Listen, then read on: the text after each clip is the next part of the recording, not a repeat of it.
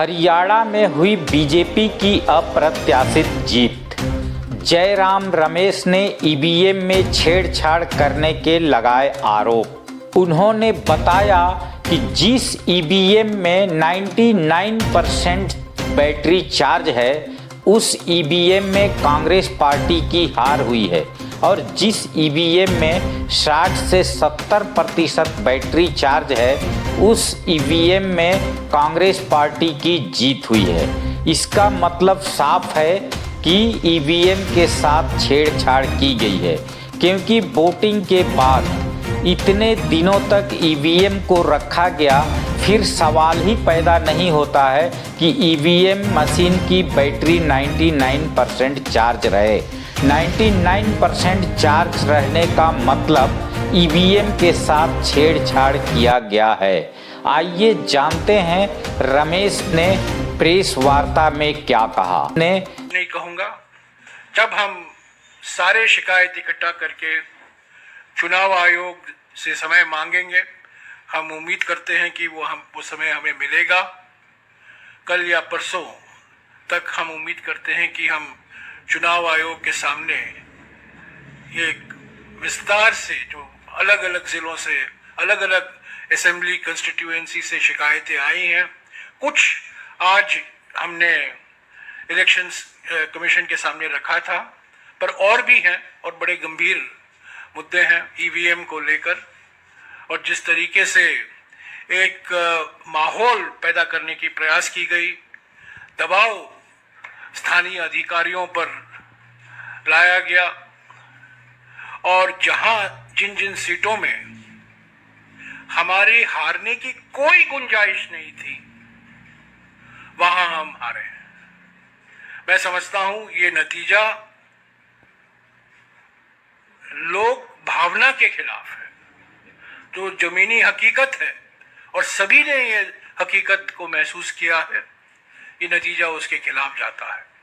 कभी भी ऐसा नहीं कहा कि भाई पूरा ये सारी मशीनें खराब हैं। हम तो हरियाणा के लिए भी नहीं कह रहे कि सारी मशीनें खराब हैं, लेकिन जहां जहां हस्तक्षेप हुआ है वहां की बैटरी 99% है। आप मुझे बताइए, इतने दिन से मशीनें पड़ी हैं 99% और सबकी स्टैंडर्ड, सबकी 99% कैसे हो सकती है? और जिनको नहीं छेड़ा गया उसमें कोई 60% है, कोई 70%। और ऐसा नहीं कि शिकायत दोपहर को हुई हो, मशीनें खुलने के वक्त ही हमारे कैंडिडेट ने शिकायत की थी, तब तो कोई रिजल्ट नहीं आया था। तभी राव नरेंद्र सिंह जी ने उसी वक्त शिकायत करनी शुरू कर दी थी, हमें फोन करना शुरू कर दिया था, तब रिजल्ट आना शुरू नहीं हुआ था। इनफैक्ट तब तो आप लोग बाहर जो हमें दिखा रहे थे कि रुझान हमारे पक्ष में चल रहे थे 70-71 सीट पे, तब भी हमने लिखित शिकायत हमारे राव नरेंद्र सिंह जी ने और पानीपत वाले कैंडिडेट ने करनी शुरू कर दी थी। भाई अगर 99% बैटरी स्टैंडर्ड एक के बाद एक मशीनों पे निकल रही हो और उन्हीं मशीनों पे कांग्रेस का उम्मीदवार हार रहा हो, जिन मशीनों पे 60-70 स्वाभाविक जो होना चाहिए उतनी बैटरी उस पे हम जीत रहे हो, तो आप बताइए सुनियोजित नहीं माना जाएगा तो क्या माना जाएगा? ये नतीजे सवाल खड़े करते हैं और इन सवालों को ढूंढना हम सबका राजधर्म है। हम सबको इस लोकतंत्र को बचाने के लिए इन सवालों का जवाब ढूंढना चाहिए, आपको भी और हमको भी।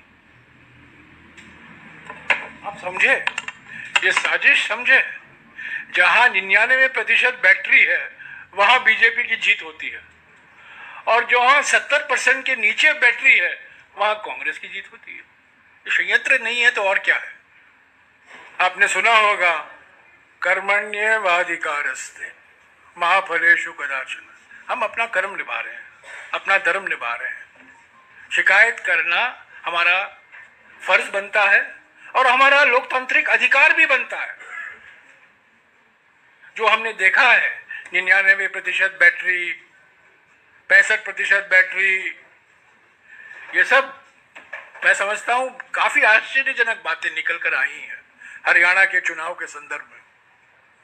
और मैं फिर दोहराना चाहता हूं, ये आश्चर्यजनक नतीजे हैं, अप्रत्याशित नतीजे हैं और लोगों की भावना के खिलाफ ये नतीजे हैं।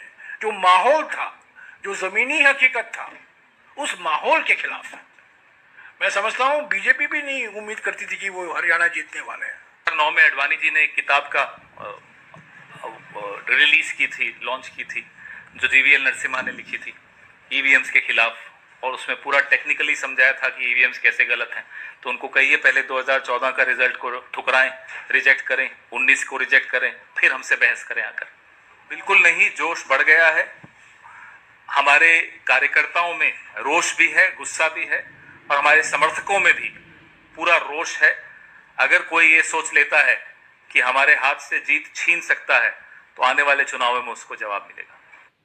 जिस तरह की शिकायतें लगातार आ रही हैं, अभी हम जयराम रमेश जी और मैं जिस कमरे में बैठे थे वहां भी लगातार शिकायतें, हमारे नारनौल के कैंडिडेट राव नरेंद्र सिंह हो गए या पानीपत के कैंडिडेट हो गए, 3 जिलों से, हिसार, महेंद्रगढ़, पानीपत, यहां से लगातार शिकायतें आ रही कि कैसे बैटरीज जो मशीन की थी वो 99% थी, और जिन मशीनों की बैटरीज 99% थी उन मशीनों में नतीजा एक आया, हमें हराने वाला नतीजा आया, और जो मशीनें नहीं, जिनको छेड़ा गया, जिनकी बैटरी 60-70% जो स्वाभाविक है होनी चाहिए थी, उसमें हम जीत रहे हैं हमारे कैंडिडेट। तो हम ये सारी शिकायतें इकट्ठी कर रहे हैं। हमारे कैंडिडेट्स ने वहां रिटर्निंग ऑफिसर्स को शिकायतें दी हैं और दे रहे हैं अभी, लेकिन आने वाले कुछ दिनों में ये सारी शिकायतें लेकर हम चुनाव आयोग में जल्दी ही जाएंगे और अपनी शिकायत वहां दर्ज कराएंगे। इस तरह का इसी तरह की ताज़ा तरीन खबरों के लिए बने रहें अजीजी 24 न्यूज चैनल के साथ। मैं शमसुद्दीन अंसारी, प्रधान संपादक अजीजी 24 न्यूज चैनल।